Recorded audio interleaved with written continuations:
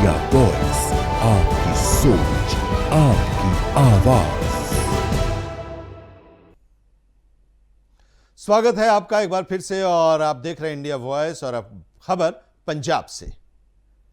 कांग्रेस के पूर्व सांसद और 1984 के दंगों के सजा याफ्ता सज्जन कुमार के निधन के बाद कांग्रेस के सांसद दीपेंद्र हुड्डा के उन्हें रोल मॉडल बताने वाले बयान ने 1984 के सिख विरोधी दंगों के पीड़ितों के दर्द और न्याय के सवाल को फिर राजनीतिक बहस के केंद्र में ला दिया है। पीड़ितों के साथ साथ बीजेपी और शिरोमणि अकाली दल ने भी कांग्रेस पर निशाना साधते हुए सवाल उठाया है कि जिन परिवारों ने 1984 की हिंसा में अपनों को खोया, उनके दर्द को राजनीतिक योगदान की बहस में कैसे नजरअंदाज किया जा सकता है। 1984 के सिख विरोधी दंगों के जख्मों पर 42 साल बाद भी दर्द की परतें जमी हैं। लेकिन अब सज्जन कुमार की मौत के बाद कांग्रेस नेता के बयान ने उन जख्मों को फिर कुरेद दिया है। कांग्रेस सांसद दीपेंद्र सिंह हुड्डा ने सज्जन कुमार को रोल मॉडल बताते हुए उनके निधन को राजनीतिक परिदृश्य की अपूरणीय क्षति बताया। बस फिर क्या था? 1984 की पीड़िता निरप्रीत कौर ने हुड्डा के दिल्ली आवास के बाहर पोस्टर लगाकर सीधा सवाल दाग दिया। अगर सज्जन कुमार रोल मॉडल थे तो फिर 1984 के दोषी कौन थे? पीड़ितों का सवाल बेहद सीधा है। जिन परिवारों ने अपने बेटे, पति, पिता और भाई खोए, उनके लिए किसी ऐसे व्यक्ति को आदर्श बताने की बात कितनी पीड़ादायक होगी, जिसे अदालतों ने 1984 के मामलों में दोषी ठहराकर उम्र कैद की सजा सुनाई।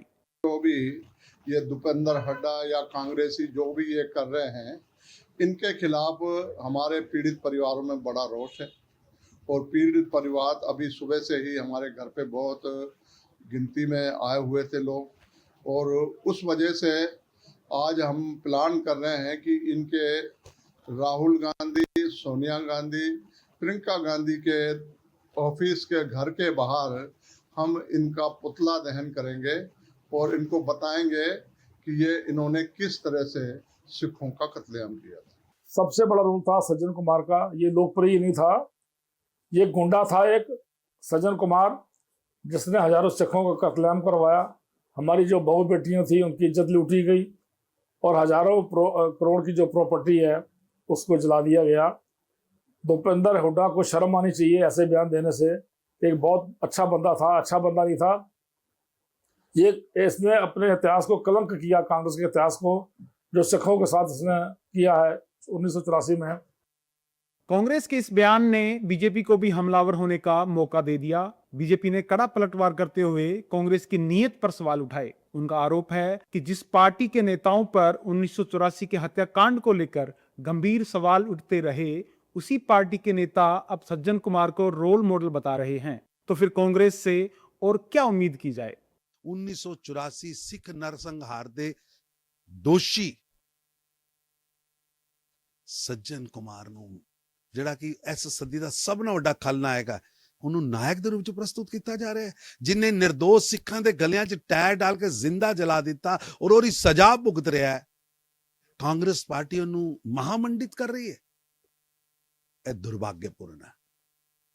ਮੈਂ ਰਾਹੁਲ ਗਾਂਧੀ ਨੂੰ ਔਰ ਉਹਨਾਂ ਦੇ ਚਮਚਿਆਂ ਨੂੰ ਕਹਿਣਾ ਚਾਹਾਂਗਾ, ਜਾਓ ਕਦੀ ਦੇਖੋ ਦਿੱਲੀ ਦੇ ਵਿੱਚ ਸਿੱਖ ਵਿਧਵਾ ਕਲੋਨੀ ਹੈ। ਇਹ ਉਹ ਸਿੱਖਾਂ ਦੀਆਂ ਵਿਧਵਾਵਾਂ ਨੇ ਜਿਨ੍ਹਾਂ ਨੂੰ ਕਾਂਗਰਸ ਪਾਰਟੀ ਦੇ ਵਰਕਰਾਂ ਨੇ ਜ਼ਿੰਦਾ ਜਲਾ ਦਿੱਤਾ, ਮਾਰ ਦਿੱਤਾ। कांग्रेस के लीडर, वरिष्ठ लीडर अगर ये कह रहे हैं भी हमारा रोल मॉडल है, तो फिर तो इससे मैं समझता हूँ तरसनाक और बुरी बात नहीं हो सकती।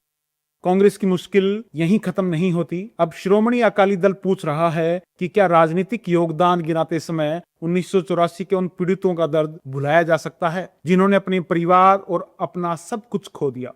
जगदीश टाइटलर को मंत्री जरूर बनाया मगर कार्रवाई कभी नहीं करी। सो आज समा है पंजाब कांग्रेस के लीडरशिप और गांधी परिवार अपनी स्थिति स्पष्ट करे, और अगर उसकी कोई अंतिम रस्मों में कोई कांग्रेस का लीडर भाग लेके ऐसी बड़ी बड़ी बातें करेगा तो फिर बड़ी सिंपल, और पंजाबियों को बात समझ आनी चाहिए, सिखों को बात समझ आ जानी चाहिए कि कांग्रेस कहाँ स्टैंड करता है जेनोसाइड के मुद्दे। नहीं, वही तो बात है कि अब जाने के बाद भी आप फिर डिफेंड करने लगे हो। पहले सारी जिंदगी डिफेंड कर करके 40 साल से ज्यादा समय हो गया 84 को, तो अभी भी आप फिर कांग्रेस पार्टी के लीडर उसको डिफेंड करें, तो ये दुख की बात है।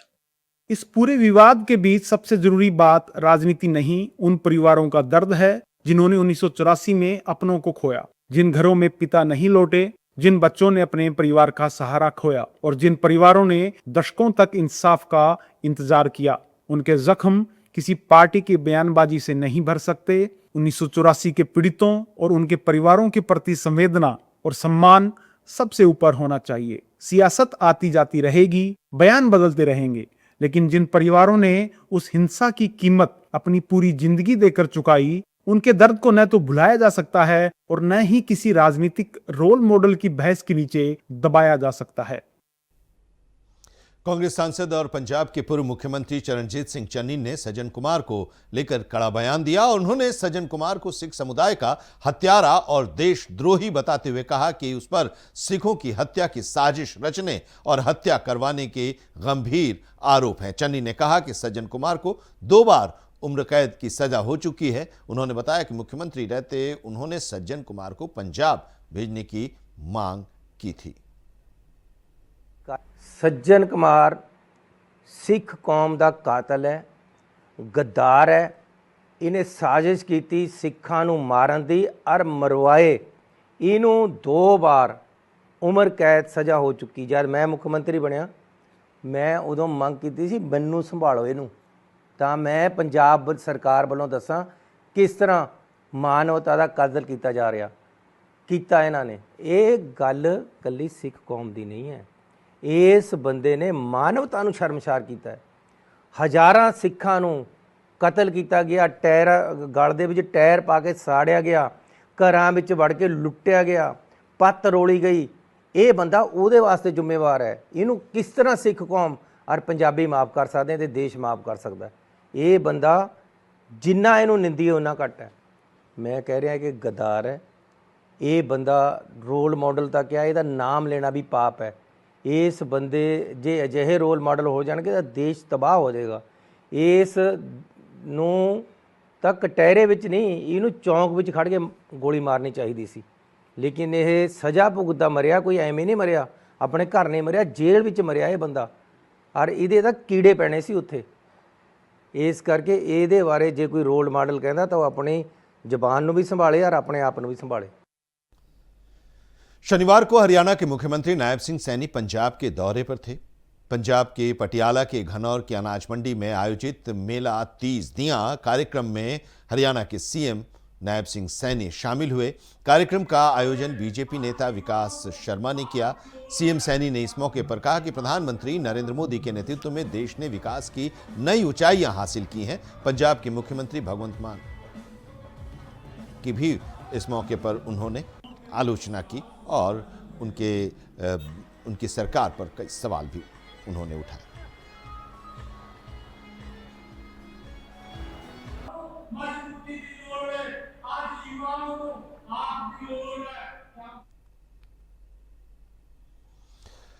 और खबर लुधियाना से, आत्मनगर हलके की गेल नहर के पास पार्क निर्माण को लेकर सियासत गर्मा गई है। बताया जा रहा है कि दिसंबर 2023 में विधायक कुलवंत सिंह सिद्धू ने यहां पार्क बनाने के लिए नींव पत्थर रखा था और अब तक ये पार्क बन नहीं पाया है। इस पार्क का निर्माण पूरा नहीं हो सका है। इसको लेकर आत्मनगर से बीजेपी की नेता रीना गोयल ने विधायक पर सवाल उठाया है। उन्होंने आरोप लगाया कि पार्क के नाम पर सिर्फ नींव पत्थर रखकर काम छोड़ दिया गया। रीना गोयल ने कहा कि इलाके के लोगों को पार्क की सुविधा मिलने की उम्मीद थी, लेकिन निर्माण कार्य अभी तक अधूरा पड़ा है। उन्होंने विधायक से काम जल्द पूरा कराने की मांग की है।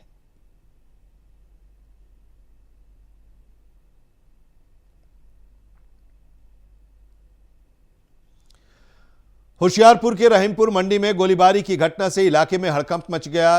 पुलिस के मुताबिक मौके पर 5 से 6 राउंड फायरिंग होने की पुष्टि हुई है। घटना के बाद पुलिस मौके पर पहुंची और फिलहाल इस पूरे मामले की पुलिस तहकीकात कर रही है। आसपास के लोगों से पुलिस जानकारी ले रही है। हालांकि गोलीबारी में किसी की मौत की खबर नहीं आई है और पुलिस इस पूरे मामले की तहकीकात कर रही है। डीएसपी कुलभूषण शर्मा ने बताया कि मामले की जांच हो रही है, फायरिंग से जुड़े सभी पहलुओं की जानकारी जुटाई जा रही है। आज हमें कोई 3-3:45 बजे को खबर मिली कि मंडी में कोई इंसिडेंट, फायरिंग का इंसिडेंट हुआ है। तब हम मंडी में आए और देखा कि यहाँ पे पता चला कि यहाँ पे दो लड़के जख्मी हुए हैं, जिनको उपचार के लिए सिविल हॉस्पिटल भेज दिया। तो बाकी यहाँ पे मौके पे हम तफ्तीश कर रहे हैं। सुलर कॉलोनी में बुजुर्ग महिला के साथ कथित मारपीट का वीडियो सोशल मीडिया पर वायरल होने के बाद अब मामला गर्मा गया है। पीड़ित महिला रितु मित्तल का सरकारी राजेंद्रा अस्पताल में इलाज चल रहा है। महिला के बेटे राहुल मित्तल ने आरोप लगाया कि घटना के समय उनकी मां घर पर अकेली थी और बच्ची को दवा देने की बात को लेकर उनकी भाभी बबीता ने कथित तौर पर मारपीट की। राहुल ने पुलिस और प्रशासन से इस पूरे मामले की निष्पक्ष जांच और आरोपी के खिलाफ सख्त कार्रवाई की मांग की है। वहीं डकला चौकी इंचार्ज गुरप्रताप सिंह ने बताया कि शिकायत दर्ज कर ली गई है और मामले की जांच हो रही है। जांच के आधार पर आगे की कार्रवाई की जाएगी।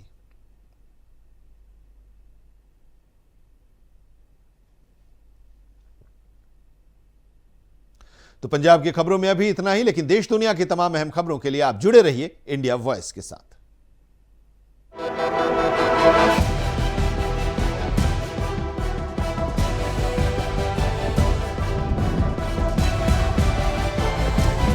इंडिया वॉइस, आपकी सोच, आपकी आवाज।